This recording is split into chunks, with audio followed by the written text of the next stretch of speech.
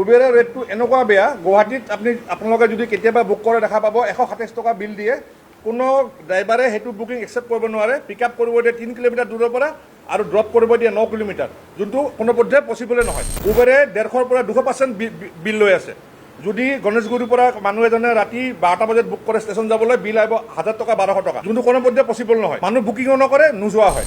আমি অতি জোখৰে জনাওঁ যে অলা, উবেৰ, ৰেপিডৰ নিচিনা এই আপোনাৰ কেব এপ্লিকেটাৰবোৰ দীৰ্ঘদিন যদি প্ৰতাৰণা কৰি আছে আমাৰ ওপৰত, তো সংগঠনৰ পৰা আমি কোনো একো বেনিফিট পোৱা নাই, সুবিধা একো পোৱা নাই। যিখিনি পাব লগা আছিলে বহুত ইহঁতকো কৰিলোঁ, ইহঁতেও বহুত জুজিলে, কিন্তু নহ'ল আল্টিমেট। তো এইবাৰ আমি গোটেই নিজে ওলাই আহিছোঁ।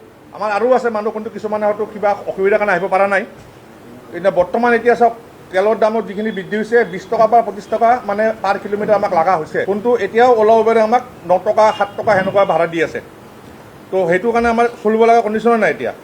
কিন্তু বৰ্তমান যোনটো আমি ভুগি আছোঁ চব ভাড়াৰ কাৰণে, বহুতে বহুত জেগাৰ পৰা বহুত ঋণ লৈছে, কিন্তু এই পৰিস্থিতিৰ ঋণখিনি মাৰিব পৰা নাই। চবৰে প্ৰব্লেম হৈ আছে। এতিয়া আমি অলা উবেৰকে জনোৱা হৈছে এতিয়ালৈকে, কিন্তু ইহঁতেও একো আমাৰ ৰাইট চিন একো দিয়া নাই যে কিবা আমি কৰিম বুলি। ইহঁতে যেতিয়া অফিচত যাওঁ জনামে কয়, একো জনাব পৰা নাই।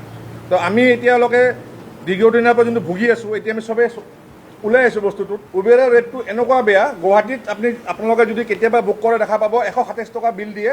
কোনো ড্ৰাইভাৰে সেইটো বুকিং একচেপ্ট কৰিব নোৱাৰে। পিক আপ কৰিব দিয়ে 3 কিলোমিটাৰ দূৰৰ পৰা আৰু ড্ৰপ কৰিব দিয়ে 9 কিলোমিটাৰ, যোনটো কোনো পৰ্যায়ে পচিবলে নহয়। আৰু সেইটো কাৰণে কাষ্টমাৰে গাড়ী নাপায়। গাড়ী নোপোৱাৰ কাৰণে কি হ'ল, কাষ্টমাৰে এতিয়া বেলেগ ব্যৱস্থা কৰিব লগা হৈছে।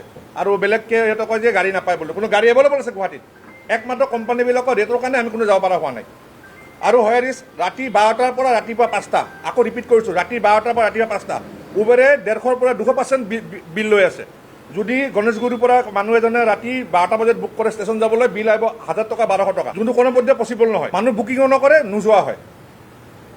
এইটো হৈছে কাৰবাৰ বৰ্তমান। কোনটো দিনত দিব লাগে যোনটো ৰেট, সেইটো নিদিয়ে। ৰাতি ৰাস্তা ফ্ৰী মুকলি ৰাখা, কোনটো ৰেটবিলাক একদম অস্থায়ীভাৱে হাই কৰি থৈ দিয়ে। আৰু তিনিটা অলা, উবেৰ, ৰেপিডো তিনিজনৰ মাজত পূৰ্ণ প্ৰতিযোগিতা হোৱাৰ বিনিময়ত ৰেটৰ মানদণ্ডৰ তললৈ সদায় নামি গৈ আছে, যাৰ বিনিময়ত ড্ৰাইভাৰখিনি চালকখিনি তিষ্ঠি থাকিব পৰা অৱস্থাত নাই। সদায় তেওঁলোকৰ মাজত প্ৰতিদ্বন্দ্বিতা। সেই প্ৰতিদ্বন্দ্বিতাৰ মাজত আজি চালকে ভুক্তভোগী হ'ব লগা হৈছে, জীয়াতু ভুগিব লগা হৈছে। ঘৰ সংসাৰ পৰিবাৰ নচলা হৈ গৈছে। আমি সেইকাৰণে আজি এই সংবাদমেলখন আয়োজন কৰিছোঁ, আপোনালোকৰ আগত ওলাই আহিছোঁ। আমি মাননীয় হেমন্ত বিশ্ব শৰ্মা ডাঙৰীয়াক আমি আমাৰ ফালৰ পৰা অৱগত কৰিব বিচাৰোঁ যে তেওঁলোকে আমাৰ এই ড্ৰাইভাৰখিনিক, এই চালকখিনিক যাতে চকু মেলি চাই, আৰু যে আমাৰ শিক্ষিত যিখিনি নিবনুৱা আছে তেওঁলোকৰ যাতে সংস্থাপনখিনি সুন্দৰভাৱে কৰিবৰ কাৰণে, আগবঢ়াই নিবৰ কাৰণে আমাক সৎপথেৰে যাতে আমাক আগবঢ়াই নিবলৈ সহায় সহযোগ জনাই চৰকাৰৰ ফালৰ পৰা, এইখিনিয়ে আমি আপোনালোকৰ থ্ৰুৱেদি অনুৰোধ জনালোঁ।